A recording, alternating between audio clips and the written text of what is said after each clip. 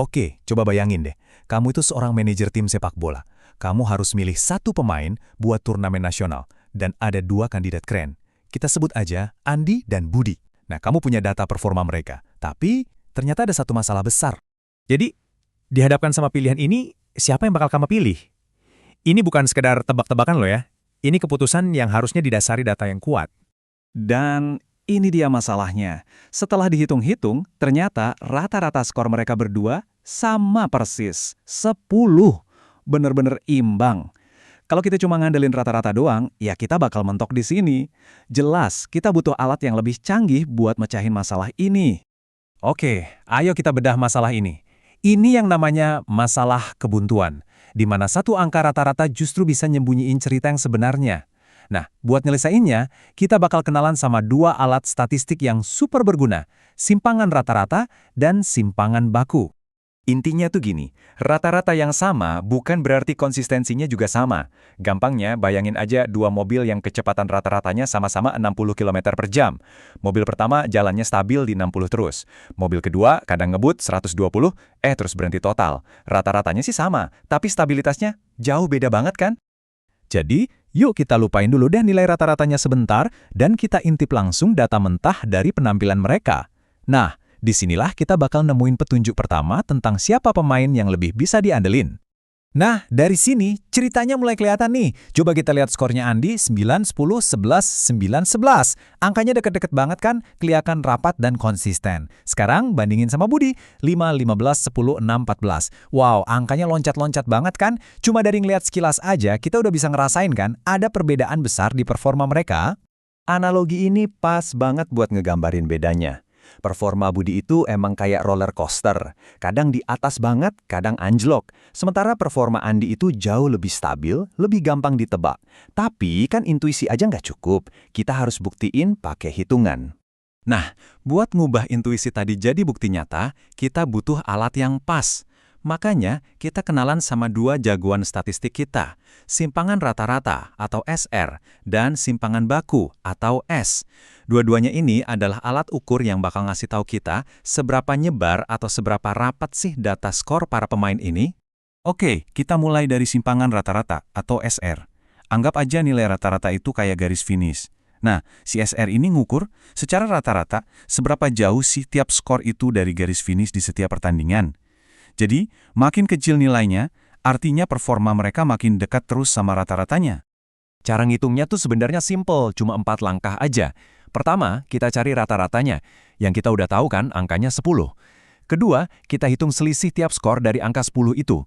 Nah, langkah ketiga ini kuncinya, kita pakai nilai absolut. Artinya, semua angka minus kita jadiin plus. Ini penting, biar selisihnya nggak saling ngilangin satu sama lain. Terakhir, kita tinggal cari rata-rata dari semua nilai absolut tadi. Gampang kan? Sekarang, kita kenalan sama saudaranya yang lebih terkenal, simpangan baku atau S. Konsepnya sama persis, buat ngukur sebaran data.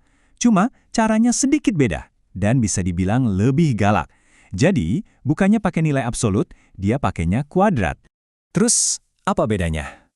Kalau simpangan rata-rata cuma bikin angka negatif jadi positif, nah, kalau simpangan baku, dia ngelakuin itu dengan cara mengkuadratkan. Efeknya apa? Jadi, nilai yang jauh banget dari rata-rata itu bakal dapat hukuman yang lebih besar. Hasilnya, simpangan baku ini jadi lebih sensitif sama skor-skor yang aneh atau ekstrim. Oke, cukup teorinya. Sekarang waktunya pembuktian. Kita bakal pakai dua alat ukur ini ke data skornya Andi dan Budi buat lihat siapa yang benar-benar lebih konsisten menurut angka. Yuk kita lihat tabelnya si Andi. Rata-ratanya 10. Selisih skornya dari angka 10 itu kecil-kecil amat kan? Cuma minus 1, 0, sama plus 1. Hasilnya, simpangan rata-ratanya cuma 0,8 dan simpangan bakunya 0,89. Angkanya kecil banget yang nunjukin kalau datanya emang rapat dan konsisten. Oke, sekarang kita bandingin sama Budi. Rata-ratanya sih sama, 10. Tapi lihat deh selisihnya. Ada yang minus 5, plus 5, minus 4, plus 4. Gede-gede banget. Dan hasilnya, simpangan rata-ratanya 3,6 dan, wow, simpangan bakunya loncat jadi 4,05. Jauh banget kan bedanya? Dan inilah dia momen puncaknya. Di sini kita bisa lihat dengan jelas jurang pemisah antara mereka berdua. Simpangan baku Andi di 0,89 itu pendek banget, nunjukin stabilitas. Sementara simpangan bakunya Budi yang nyampe 4,05 itu tinggi banget, nunjukin kalau dia nggak stabil. Angka emang nggak pernah bohong. Nah, dengan bukti matematis yang udah nggak bisa dibantah ini, si manajer akhirnya bisa ngambil keputusan yang benar-benar didasarin sama data, bukan cuma pakai perasaan atau ngelihat satu penampilan yang keren doang. Tabel ini ngerangkum semuanya. Andi dengan simpangan baku cuma 0,89, jelas dia pemain yang konsisten dan stabil. Dialah yang dipilih.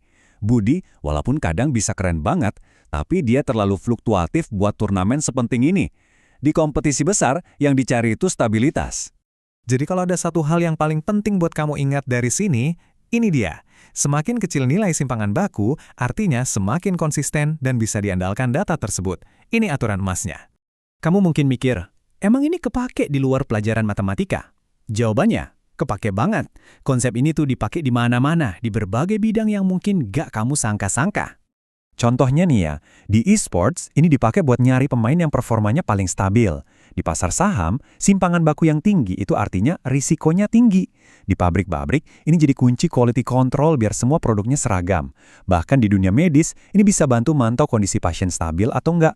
Intinya, dimanapun konsistensi itu penting, simpangan baku adalah alatnya.